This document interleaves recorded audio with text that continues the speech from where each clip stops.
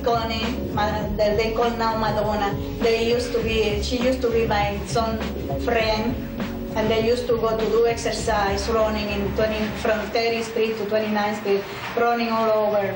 She would get me up in the morning and say, come on, get up, let's do this, let's do that, let's do this, let's do that. I always found her amazingly energetic. And what amazed me is, like, we would hang out, and I was, you know, I was wild in my own way, but she never touched alcohol. She didn't smoke pot, cigarettes, nothing, you know, and she always was hot, like, on a natural high. I got an apartment on the Upper East Side, then I lived on the West Side in the 30s on 9th Avenue in a really, really seedy building, and I kept getting mistaken for a hooker. It's a terrible thing, that. That used to happen many times later in Madonna's life.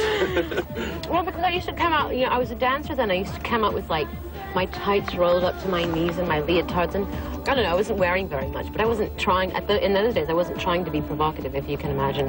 And then I ended up here at the Star Motel, which I'm going to show to you, okay? What made you go up drumming? Because I wanted to be in the front. Who wants to be hidden behind all those drums? This was where I moved when I left the music building. Now, it just looks like a regular kind of walk-up apartment, but it used to be the Star Motel, and there used to be a neon sign going down the side of the building. And I lived on the 3rd floor. And come on, you want to go up these steps?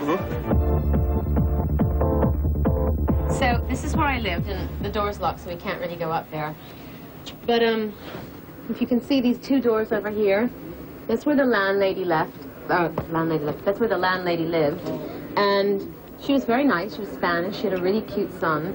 And I remember I used to go down there for coffee sometimes, and they had those velvet paintings on the walls and candles lit everywhere and lots of saints and crosses and everything. Anyway, so I shared a bathroom with 2 fat Colombians, and then this old Irish drunk who had just been released from an insane asylum.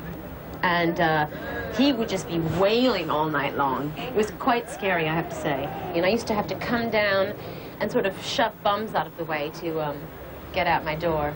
And now, I mean, I haven't been back here in years, but they've changed locales, and so the new Star Motel is over there, but I think we should go check it out, because I want you to see, like, the decor and kind of get the vibe, and I'm pretty sure it's similar, so let's go.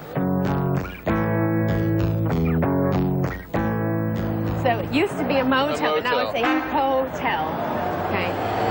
Hi. Hi, thank you. Oh, thanks. God. Well, see, security's not very good around here.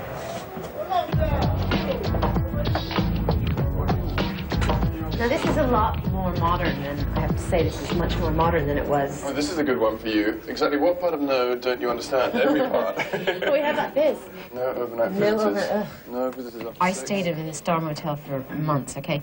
Oh, do I just ring the doorbell? Oh. Oh, okay, thank you.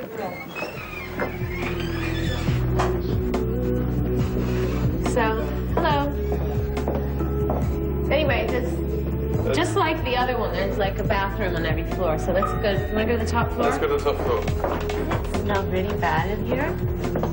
Oh, God. I think it's pretty clean, to be honest. No, there's a real, there's a, like, cat pee smell. All right. Make sure there's nobody in here, for God's sakes. There we go. All right. Oh, let's keep the soft light on. Well, they've still got your curtains. Exactly. So this is pretty much the standard decor for the Star Motel. I mean, my room is a little bit bigger than this. Now, your suitcases are this size nowadays, right? My closets are bigger than this room. Yeah, I mean, look, cigarette holes in the bed, in the blanket. So, yeah, I lived here for a while, and I had horrible nightmares, and I could never sleep because there was so much noise, and I was so petrified. The doors I think, were really easy to break into. Were you lonely? And in fact, I was robbed once. Was I lonely? Mm-hmm. Yeah. Did you miss your family at first? Oh, God, yes. I used to, oh, please, I used to cry and cry and cry and long for familiarity and there was so comfort. You must have been in like a madhouse home because there must have been so many kids there. Yeah, but at least it was clean and it was familiar. And then just in this little room on your own. Yeah.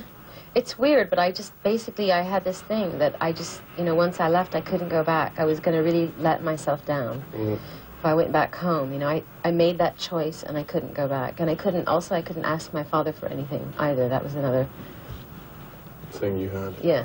Right. How long did it take you when you were here to, like, make a huge group of friends? A huge group of friends? Well, I still don't have a huge group of friends. What about you did then?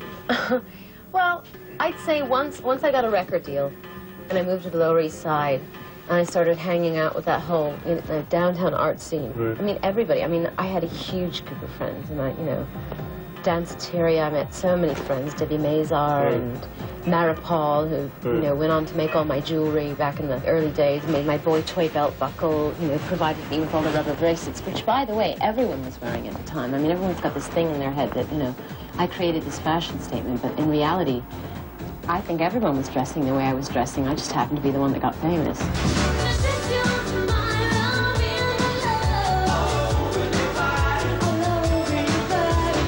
Yeah, we were talking about that kind of fearlessness you have when you don't really know what the risks are at the beginning, so which is such a plus. You haven't got a clue, and you just charge forward, and suddenly you're hugely famous, and you've traded so many things away for that fame, and basically that's what the first song on my album's about. I traded fame for love without a second thought.